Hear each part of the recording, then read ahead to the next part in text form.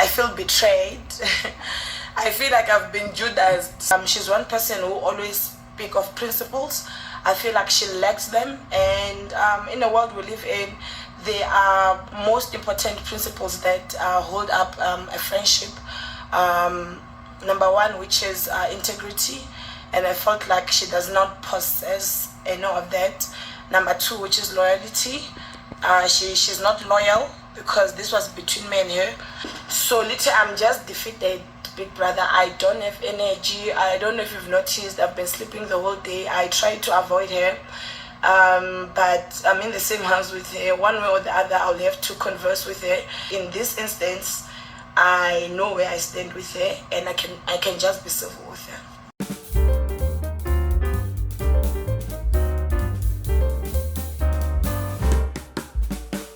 You know, this situation between Nsuku and Mata has been driving a series of conversations online since Monday when it happened. In fact, I think even before Monday, since last week when Mata had a diary session and had stated that if she had been in Swis's position, she would have eliminated Nsuku instead of Ashley from the show. Yeah.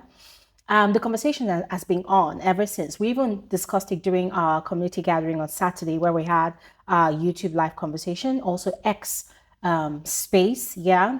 So the whole conversation has been seriously amplified since Monday after the face-to-face nomination, where Mata had outrightly nominated Nsuku, her best friend in the house as of now, or as at then. And I'd had a diary session yesterday, had justified her reasons, had defended herself, and had stood by her decision, and had said if she had the opportunity to do it again, she would do it again. Yeah.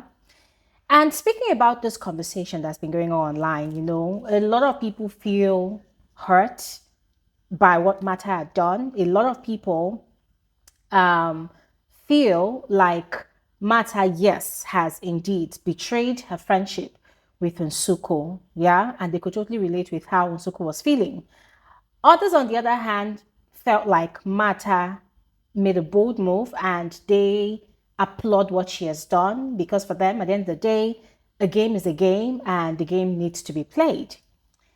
Anyways, we're going to have further conversations about this on Saturday during our live conversation, because I have stated where I stand in this situation, but there's still more to elaborate on, all right? So we would spill more about that, all right? But with regards to today, the remaining 8 housemates had their diary session, and Nsuku was one of those housemates, and she really purgated her emotions, because all this while, since Monday, yesterday, and earlier today, she's been trying to keep a strong front. You know, she's been trying to be brave, to be okay. You know, she's still laughing, smiling.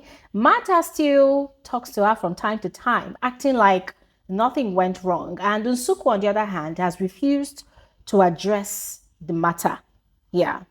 She has refused to address the conversation. She has not asked Mata any questions. Mata has not offered any explanations, because, of course, Mata is actually expecting her to come ask, why did you do what you did? But Nsuku, on the other hand, is maintaining her lane. And even earlier today, before the boiler room situation, when Nsuku was crying, Mata had gone to go and hug her and to console her. And Nsuku had just played along, you know, which I really applauded her for, because, bitch, if you did that to me and you came to hug me, you would find your braids on the floor. As a matter of fact, you find it outside in the pool, you know. But yeah, she had been trying to keep a bold front, you know. And so during her diary session today, she had really purgated her emotions. And just as I expected, she was really hurt. In her own words, she said that she's so weak and drained from the shock, from the betrayal, that never in her wildest dreams she have even imagined that Mata would have done such a thing to her, because they've been friends from day one, they've connected from day one, they've had conversations about people in the house, about themselves, they've shared so much information between each other. So Mata now nominating her the way she did in public, giving that reason that she gave, that she felt it was quite, it was quite hypocritical. And she felt like that was the stupidest thing for Martha to have done. Because yes, she had told Martha to go and tell Nate that she kissed BK, or she and BK kissed, whichever one. So Martha had said no. And that conversation was done and dusted. It wasn't like she actually put pressure on Martha to do anything. So Martha then using her own mouth to spill that information during the face-to-face nomination, that was her going on the errand that she had sent her that she refused to go. So it's like you saying, I'm not going to do this because you sent me to do it. You ended up doing it. That Martha thinking that she was doing the right thing, that she ended up shooting herself in the leg by making herself look stupid in front of the whole house and the whole world. Because now people have now seen how much of a betrayer she is by betraying their friendship. That for her, it just did not make sense. That it just goes to show that Martha really wanted her out of the house. That she's grateful for the face-to-face nominations, and she would even want it to happen every week till the show ends, because it just went to prove, to show her that if Martha was able to do that in public, then it means she probably was one of those people that has been nominating her for eviction every week that she has been standing. And then there's the other part where she doesn't even know what Martha has been telling other people about her behind her back. So she was really hurt.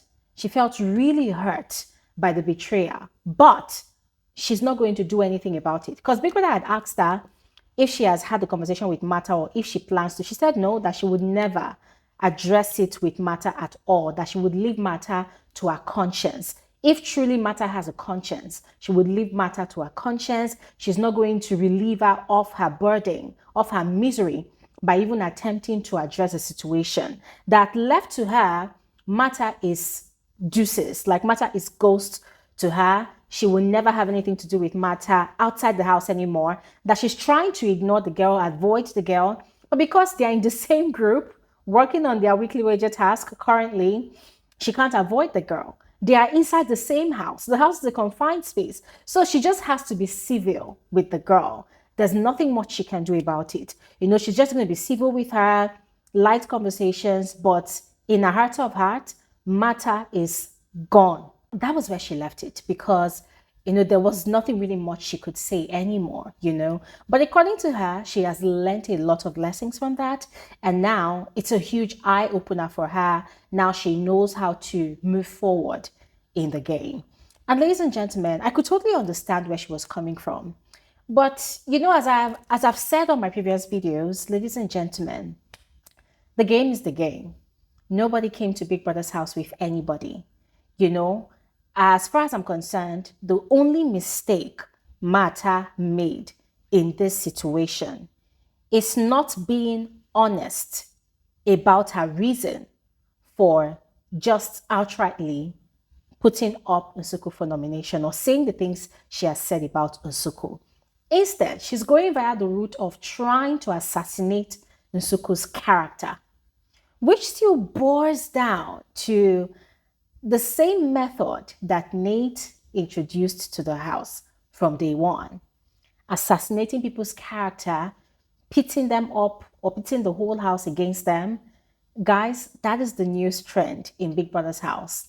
And all the housemates now, they are weaponizing that. Maybe not all of them, but most of them, they're weaponizing that because they saw how it worked for Nate. So everybody now is trying their luck to see if it's going to work for them. But anyways, let me know your thoughts in the comment section below. All right, now on to BK's diary session. Beekay admitted that he was an accomplice in stealing the biltong alongside Nate. He admitted that Nate stole it and kept it under her pillow. So Jojo wasn't lying. Jojo wasn't delusional. Jojo was being truthful about that situation. According to him, he had taken it from under Nate's pillow with Nate being aware of that. And they had put it in a suitcase that even up until today, it's still in his suitcase. So tomorrow is his birthday. He's thinking if he should give the biltong to people in the house as a celebration of his birthday, or if he should still keep it to use it to play another prank. and was asking Big Brother what to do about it. Big Brother was like, well, he believes housemates will resolve it. And guys, speaking about the Big Brother of this season, I'm going to be honest with you all, I'm bored. This Big Brother is the most boring Big Brother ever. I mean, housemates will come into the diary room. Some will be telling lies. Some will be manipulating viewers, gaslighting viewers. And Big Brother will say, Big Brother understands. It's like, Big Brother, are you also playing your own game this season by letting them get away with their lies? Like, Big Brother, what's your agenda? I don't know if I'm the only one that's noticed it. If you have, let me know in the comment section, all right? But still, going back to BK, there was something that happened on yesterday morning, early in the morning after the housemates had finished their workout session and they had returned to the house. There was a foul smell in the closet area, in the dressing area. And so Tyrone had, okay, whilst they were looking for the envelopes, the mystery envelopes, they had found inside the drawer a nylon bag containing fertilizer that is mixed with probably cow dung or horse dung or whatever kind of dung mixed with fertilizer. Now it was wrapped in a towel. It was put inside that drawer. So the whole house, they thought it was voodoo. They thought it was witchcraft because it was looking horrible. So they were panicking. They were scared, and they were like, Tyrone had to take people in force to go look at it, and they were wondering who put it there. So at the end of the day, they ended up getting rid of it, but the towel is still there. So BK admitted that he was the one that put it there. And he had put it there, I think it was like last week or 2 weeks ago, when they had that farming theme in the house. And, Big Brother had constructed a makeshift farm in the garden where housemates had acted like animals, So he said it was that day that he had put that fertilizer there because he wanted to use it to deal with some housemates in form of pranks. So he was going to mix it with water so it would look like poop. Guys, even talking about it right now, I feel so irritated. I'm disgusted. I can't even continue saying it. But that was what BK did. So he was the one that put that thing in the drawer that brought about that smell in the dressing area. And he was talking about he wanted to use it to deal with some housemates. He wanted to use it to play a prank.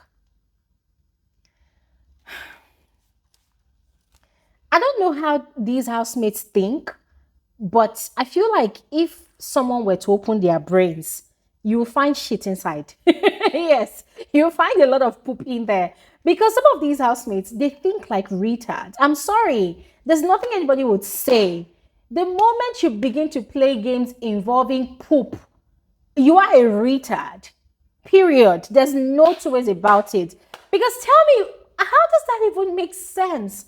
That is on IG. Oh my goodness. I can't deal. Now, Nate also had a diary session and she also admitted to taking the biltong or stealing the biltong. But the day the whole thing escalated, she said she did not want to admit it because it would have added to the situation. I said, girl, you're lying. That's your game. Because they kept on pressing. Jojo kept on pressing and she kept on trying to make Jojo look crazy, But there's one thing about Nate, especially during her diary session. She comes in acting all innocent, acting naive about all the uproar around her, acting like her hands are clean. She's being implicated. As she said it today, that with regards to the face-to-face nomination, listening to all the reasons people gave for nominating her, saying that she's not a good person, that she feels so misunderstood. People don't even know her. They are saying all sorts of bad things about her. Guys, and anytime Nate is in the diary room, I'm just looking at this girl and I have this protective shield over my mind because if you're not careful, you will get carried away with the way she tells her story. You would feel sorry for her. You would think she's a saint. But Uyanda's reason for nominating Nate clearly defines Nate in the house. I don't know how outside of the house, but you see this person in Big Brother's house, exactly how Uyanda described that is who Nate is. And I would always zero it down to, fine, she's playing her game. But her game is deadly. It is lethal. Very lethal. Because it was all about gaslighting the viewers. Talking about, oh, I'm misunderstood. People don't know me and they say all sorts of things about me. I was just looking at this girl. I'm like, well, Tell that to people that don't watch the show, or people that don't have a mind of their own. Just tell that to those people and they'll believe you, but not for me. Nah, not for me. Because you cannot be doing all the things you're doing inside the house and then you're claiming you're not playing a game. You're just being yourself. But then Big Brother had asked her a question about if she thinks or believes that the game she's playing is strong enough to get her to the finals and possibly win that money. And she said boldly that, oh yes, that she's confident in her game. She's very confident in how she's playing the game. When she started talking about the game, I said, hey, now you are talking. Now you are admitting you are playing a game. Not when you come here and sit down and you act like, you're playing mind games, which I really applaud. Because it's not easy to deceive an entire nation. It's not easy to manipulate a lot of viewers. It's not easy to gaslight them. It's thinking that they are the ones that are actually misjudging you, So it takes a lot of skill. And Nate has got that. And I give that to her. And just as she said she believes in her game. She believes her game is taking her to the final. And she knows that she's winning the money. I said, okay, if you eventually win, then somebody probably told you from the get-go, get into the house. We're giving you the money. Go kill anybody in the house you want to kill and play the game. And we will see about that. The last Housemates Diary session that kind of got me laughing a bit was Sipasicle. Now, Sipasicle is currently in the same group with Tyrone for their wager presentation. And they are having a very good rapport. She's the only female in that group. So there's Tyrone, there's Muzi, and there's Sweet Gulliver. And she's the mannequin that they are using to construct their piece. And she's having a great time. They're treating her like a queen and she's enjoying herself. And so when people had asked her who she thinks Tyrone had used his veto power to add to the nomination list, she said she felt it was Sweet Gulliver. She was very certain. And I felt really bad for her, although I was laughing, but I felt really bad for her because I cannot wait for Sunday to see the shock on her face when she discovers from Tyrone's mouth that he had actually put her up for nomination, for possible eviction this week. It's going to really, really hurt her. It's going to break her to pieces because she has a very good rapport with Tyrone. And Tyrone has been very sweet and nice to her this week. So come Sunday, it's going to be crazy. Anyway, ladies and gentlemen, I'm going to stop talking here right now. Thanks for watching. Share your thoughts in the comment section below. I'll see you guys on another episode of Frankly Speaking with Gloria Elijah. Have an amazing evening and bye.